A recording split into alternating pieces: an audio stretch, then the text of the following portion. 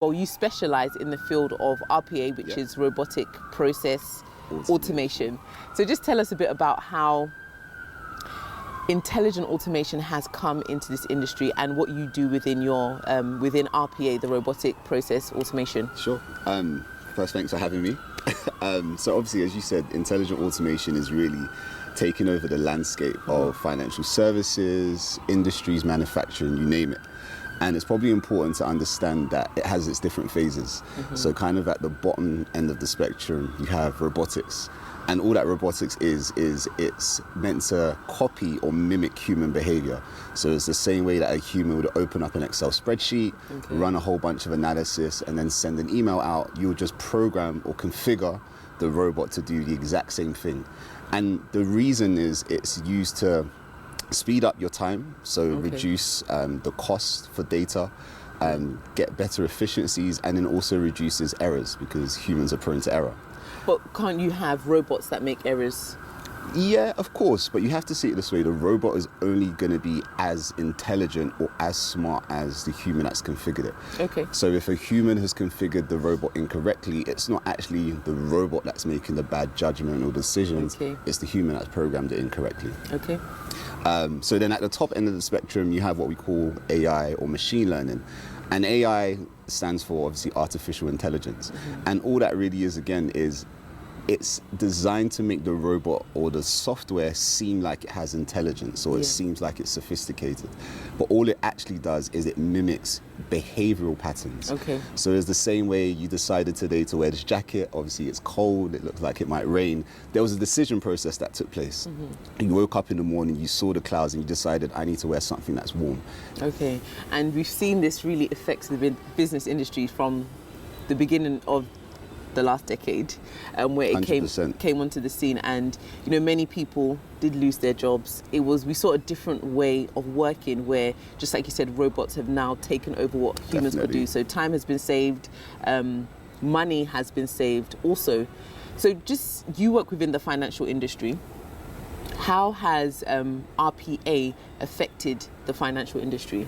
I think massively, and I think one of the things to probably note is just what you mentioned around there's this misconception that robots have come to take the jobs away from humans. And the truth is that wasn't the design of robots.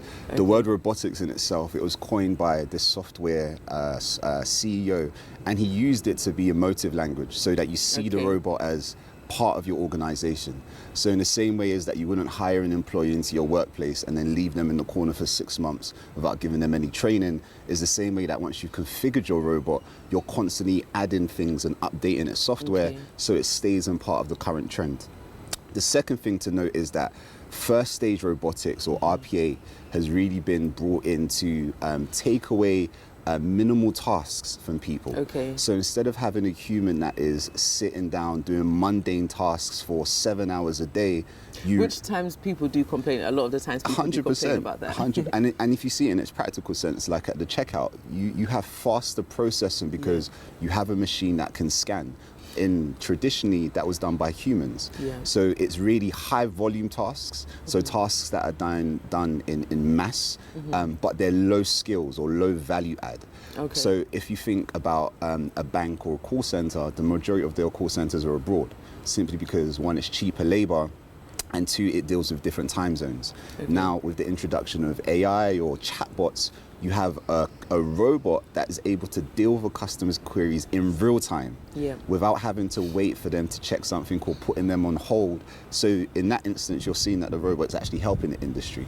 And then back to your point, it's not taking away jobs, it's actually repositioning humans to do what humans are meant to do, which is critical and analytical thinking. That's good. So, so the robot effectively does all of the lifting, which is all of the hard work of taking the data, and then it gives it to a human in a kind of a bite-sized chunks where it can analyze the data or analyze the information. And that's what we're seeing within financial services. One of the early adopters of robotics within financial services, probably the insurance part of the business. And with insurance, you have massive claims. That's all insurance does effectively. People constantly claiming. And the issue that they have there is all of the paperwork that comes in that they now have to go through. You have to spot if somebody's trying to be fraudulent before you make a claim. Yeah. Now you've got these robots that are taking away all of that hard work. So you have robots that are able to scan documents, whether they come in from your motor insurer, whether they're coming in from a hospital, and it can detect if there's fraud. Okay. So it can detect a false signature, it can detect false paperwork, and then it can actually process the claim and make the payment. There was an article that I read recently of an insurance company called Lemonade. Okay. Very interesting name, I know. Yeah. And they had a world record of an insurance being paid in 3 seconds. Okay. And the main reason was that somebody had hit their car, they uploaded a picture and the documentation, and then the robot had all of these algorithms to check if there was fraud, to check if the paperwork was correct, and paid the claim within 3 seconds. Now, just to give you an idea, without the robot in play, that claim could have taken 3 to 7 to a month to be paid. So you're seeing it's actually benefiting the end customer like you and I, and it's also improving businesses in the same time. So is it just businesses on like a massive scale that can benefit, or can small businesses benefit from AI? I think it's like with everything. The bigger you are and the more you utilize something, then the better the benefit is for you. Yeah. Of course, the larger organizations are early adopters because they have, let's put it like this, a bank cannot compete with another bank on price. Yeah. Because most of their products are usually around the same price. All they can really compete on is customer service. So they want to provide a better customer service experience, which means better efficiencies, quicker timing. So they introduce robotics so that the humans can spend time with other humans, interacting, dealing with customer complaints. So in terms of the small businesses, think about a HR process. You want to recruit the next bright talent. You can actually set up your robot or configure a robot to go through LinkedIn, to go through different CVs and look out for particular keywords, and therefore you can get your next best candidate, as opposed to taking somebody 7 hours a day, especially with the small businesses because they have limited resource. Yeah. So the robotics is also applicable to small, medium and large scale businesses. So for anybody that is out there thinking they want to learn a new skill, is RPA or intelligent automation, is that a good route to go down? 100%. And I say it like this. I think intelligent automation is here to stay. Yeah. Let's make no mistake about it. It's not this big boom or exciting thing that in the next 5-10 years is going to disappear. It's here to stay. Yeah. And the reason is you're seeing it in the medical field. Yeah. There was a test with machine learning, which basically can detect cancer cells 80% quicker than traditional scientific instruments. Wow. And I think that's fantastic for the world of science. You've got the finance industry, which I just spoke about, and then you've got manufacturing and retailing. Of course, we're hearing talks about driverless cars. Yeah. I don't know if I'm going to be getting in one of those anytime soon, but it's here to stay. Yeah. It's almost like when you think about in the early 90s and the internet was this big thing, and some people thought the internet was going to come and go, but it's here today and has revolutionized the way we work. Yeah. And robotics is exactly the same thing. It's here to stay, and it's only going to grow. Yeah. We've spoken about kind of the initial part of RPA or intelligent automation, which is the robot simply mimicking human behavior, which is really RPA or intelligent automation in its most simplest form. Yeah. Then you move on to AI, which is artificial intelligence, which is the robot now being able to interpret data and make decisions.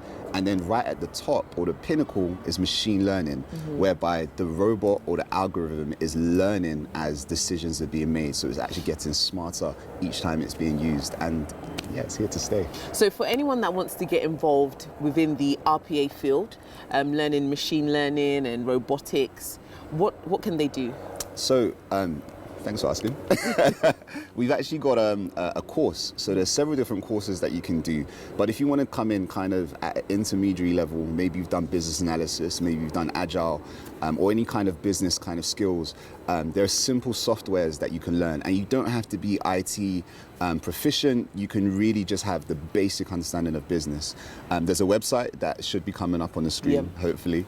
And it's Mainstream Careers. Okay. I've actually got a session that I'm running on the 8th and the 9th of February, and there'll be another one in March, which is training people on Blue Prism, which is one of the leading RPA software. So anybody that wants to learn or get involved into the industry, feel free to go onto the website and book your place. Awesome. That was very, very insightful. Thank you so much, Michael. Thank you for the insight into the world of intelligent automation. Just like you said, it is the future, is not going anywhere, so people should get on board, find out what it's all about and see how they can use it to benefit their own business. 100%. Thank you.